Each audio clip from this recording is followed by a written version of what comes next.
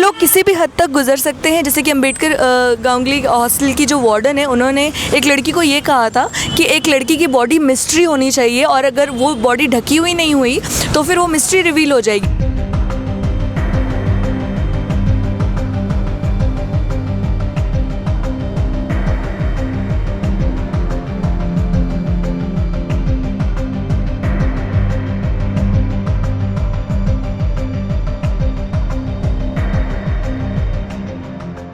नमस्कार, मैं ऋषिकेश शर्मा। अभी विमेंस वीक चल रहा है और कल 8 मार्च को अंतर्राष्ट्रीय महिला दिवस होगा और इसके पूर्व संध्या पे हम इस वक्त मौजूद हैं दिल्ली विश्वविद्यालय के महिला छात्रावासों के बाहर, जहां पे आप पीछे देख सकते हैं कि दिल्ली विश्वविद्यालय की लड़कियां पिछले 10 दिनों से अनिश्चितकालीन धरने पर बैठी हुई हैं।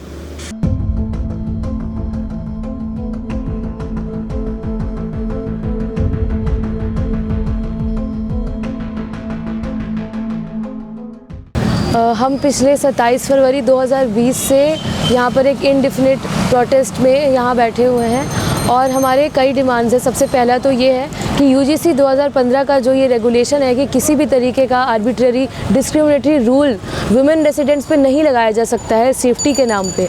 तो आखिर ऐसा क्यों है कि वुमेन रेसिडेंट्स पे दिल्ली यूनिवर्सिटी छात्रावास के अंदर इतने सारे कर्फ्यू टाइमिंग से हमें जूझना पड़ रहा है। इसके अलावा एक सेंट्रलाइज्ड हॉस्टल एलोकेशन की भी हमने मांग की है। इसके अलावा कई बेसिक फैसिलिटीज़ हैं कुछ हॉस्टल्स में जो उससे पूर्ति जिसकी नहीं सही से हो पा रही है, कुछ हॉस्टल्स में स्टूडेंट यूनियन नहीं है और इसके अलावा प्रोवोस्ट की अकाउंटेबिलिटी की भी हमने बात की है। हमारे चार्टर ऑफ डिमांड्स में 20 डिमांड्स हैं और उसमें अगर कुछ मेजर डिमांड्स पे हम लोग बात कर रहे हैं तो वो है कर्फ्यू टाइमिंग्स और अदरवाइज़ हर वो ऑप्रेसिव रूल जिसके चलते ये लोग यहाँ पे एक फियर मॉन्गरिंग का एटमॉस्फेयर क्रिएट करने का कोशिश करते हैं।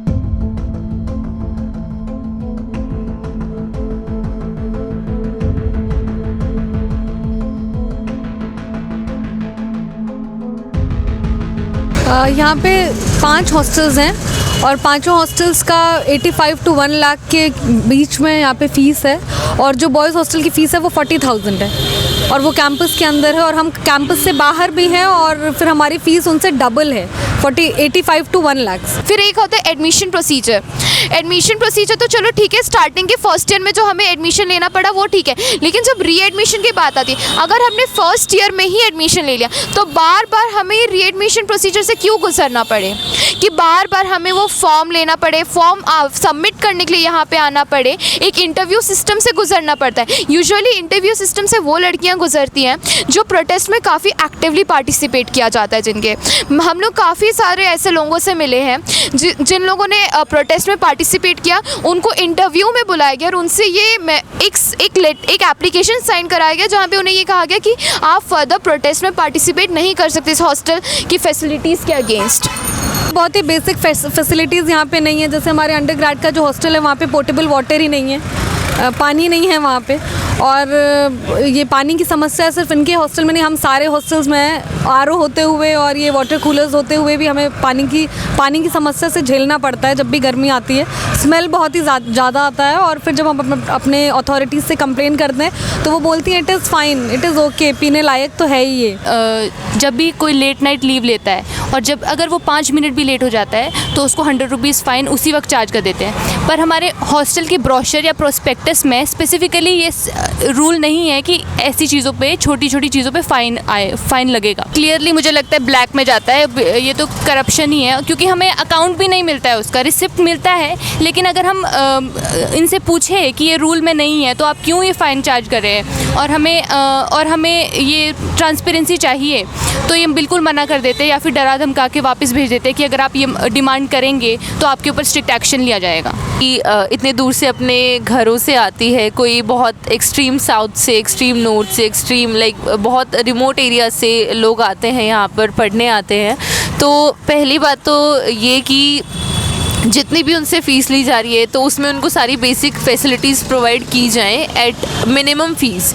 एजुकेशन एक ऐसी चीज़ होनी चाहिए जिस पे आपको ना ही पैसा देना पड़े, मतलब बिल्कुल free it should be there. अगर हम जिस टाइम पे भी बाहर जाना चाहे तो हम बाहर जा सके बिना ये फ़ील करें कि हमारी सिक्योरिटी पे कोई बात आएगी। तो हमें अंदर लॉक करने के बजाय ये हमें बाहर एक सेफ़ एनवायरनमेंट ही हमारे लिए बनाएं, जिसमें हम सेफली अपने जो भी हम लोग यहाँ पे ड्रीम लेके आए हैं उसको हम लोग फुलफ़िल करें। पहले तो हमें कर्फ्यू का जो ये सिस्टम यहाँ पर लगा दिया, एक पितृसत्तात्मक सोच है कि वुमेन का सेफ्टी तभी इंश्योर हो सकता है जब उसे 8 बजे के बाद बाहर नहीं जाने दे या 9 बजे के बाद नहीं जाने दे।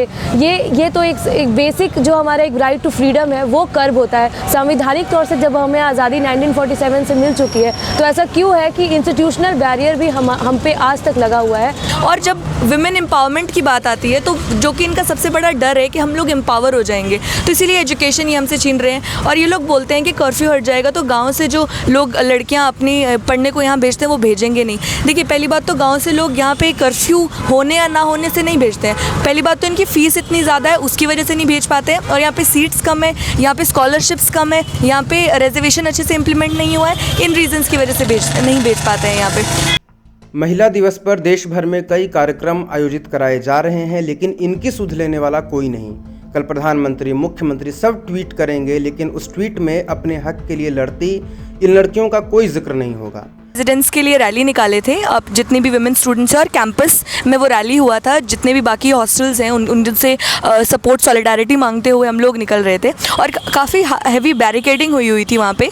तो हम लोग जब मेघदूत हॉस्टल पहुँचे, वहाँ पे एसआई रोहित हैं और उन्होंने बेसिकली लड़कियों को बहुत ही बुरी तरह से ग्रोप किया और धक्का मुक्की हुई। एक लड़की का तो जॉ भी बहुत बुरी तरह से डिस्प्लेस हो गया, एक लड़की का कुर्ता फट गया और मुझे उन्होंने पर्टिकुलरली यहाँ से चेस्ट से ग्रोप करके उन्होंने धकेला बहुत बुरी तरह से।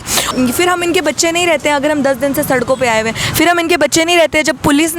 जब हम वीसी के रेजिडेंस के लिए रैली निकाले थे तो लड़कियों को असॉल्ट किया था पुलिस ने, तब हम इनके बच्चे नहीं रहते हैं। जब इनके ही गार्ड्स हमें मैन हैंडल करते हैं तब हम इनकी बेटियां नहीं रहते हैं। अदरवाइज हर चीज़ में कंट्रोल के लिए हम इनकी बेटियां हैं और ये हमारी माँ है। जिस पे बात आ रही है वो लोग कह रहे हैं कि मेरे हाथ में कुछ नहीं है, उनसे बात करो। तो उनसे कॉल कर रहे हैं, उनको बुलाया जा रहा है तो वो भागने की कोशिश कर रहे हैं। वो कह रहे हैं मेरे हाथ में नहीं है, इनके हाथ में नहीं है। तो आप लोग हो क्यों, सब लोग उठ जाओ, हम ही लोग हैंडल करते हैं। हॉस्टल की एडमिनिस्ट्रेशन का एक ही रवैया है कि उनका ये कहना है कि उनके पास कोई पावर ही नहीं है। हमने कई बार वीसी को, प्रॉक्टर को एप्लीकेशन दे चुका है, हमने कई बार अपनी तरफ से दिया है और उनसे रिप्लाई आता है कि जितने भी आपके डिमांड्स हैं वो हॉस्टल एडमिनिस्ट्रेशन ही फुलफ़िल कर सकते हैं। लेकिन हॉस्टल एडमिनिस्ट्रेशन हमें ना एक बार हमारे 10वें दिन के प्रोटेस्ट में ना ही एक बार देखने आई है कि हम लोग किस स्थिति में हैं, और ना ही स्टूडेंट्स को एक लिखित तौर से ये कोई डिमांड्स फुलफ़िल करने का इन्होंने अभी तक वादा किया है।